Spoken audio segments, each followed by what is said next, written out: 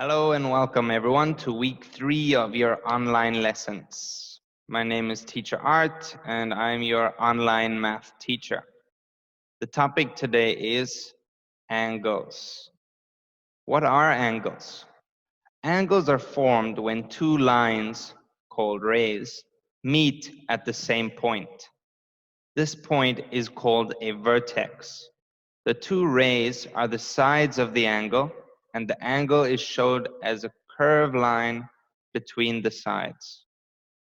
Angles are measured in degrees. The measurement is written as a number with the degree symbol at the top right, and angles are measured using a protractor. There are 360 degrees in a circle. Half a circle has 180 degrees, and a quarter of a circle is equal to 90 degrees. Angles are used in many places in daily life. Engineers and architects use angles for designs. Athletes use angles. Carpenters and artists use angles as well. Angles smaller than 90 degrees are called acute angles. A 90-degree angle is also called a right angle and is shown with a little square where the two lines meet. Angles bigger than 90 degrees and smaller than 180 degrees are called obtuse angles. A straight line has an angle of 180 degrees. Angles bigger than 180 degrees and smaller than 360 degrees are called reflex angles, and a 360-degree angle is also referred to as a full rotation. When we measure angles, the first step is to put the center of your protractor on the vertex. Then we rotate our protractor so that the zero is in line with the ray. And then we measure clockwise to our other ray. And in this case, our angle here is 70 degrees. There will be a worksheet in which you guys can practice measuring angles. If you have a protractor, great, you can use that. Otherwise, I will also attach a printable version of a protractor that you guys can print and cut out and use that to measure angles. Okay, let's move on. Complementary angles are angles that add up to 90 degrees. For example, if we have angle A and angle B, and together they add up to a 90-degree angle, they are called complementary angles. Because we know they add up to 90 degrees, we can use complementary angles to calculate missing angles. For example, if we know angle A is 30 degrees and A plus B is 90 degrees, then we can deduce that angle B is equal to 60 degrees. Let's look at another example. We know that these two angles add up to 90 degrees, so they are complementary angles. If we know that this angle is 25 degrees, then we can calculate this angle by saying that 25 degrees plus that angle is equal to 90 degrees. So 90 degrees minus 25 degrees is equal to our angle, which is going to be 65 degrees. One more example. Okay, we know that these three angles add up to 90 degrees, so they are complementary angles.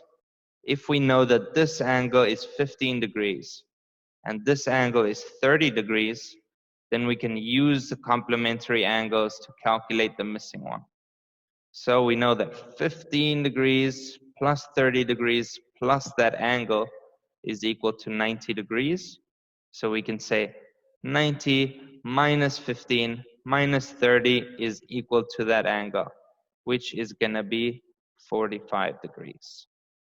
There will be a worksheet attached where you guys can practice calculating missing angles using complementary angles. And there will also be games attached where you will use complementary angles to find missing angles. Next one is supplementary angles.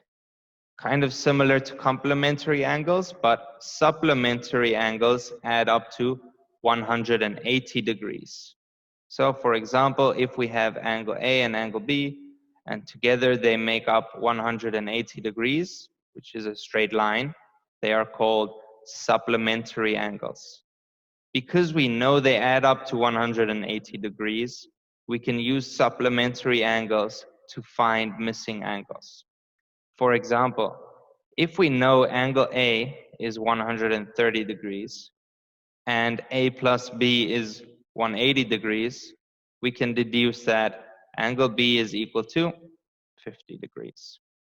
Let's look at another example. So we can see these two angles add up to 180 degrees, so they are supplementary angles.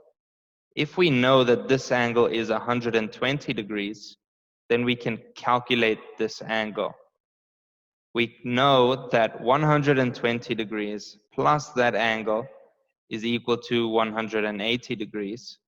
So we can say 180 minus 120 gives us that angle, which is equal to 60 degrees. One more example. We can see that these three angles are going to add up to 180 degrees because they are part of a straight line. So they will be equal to 180 degrees.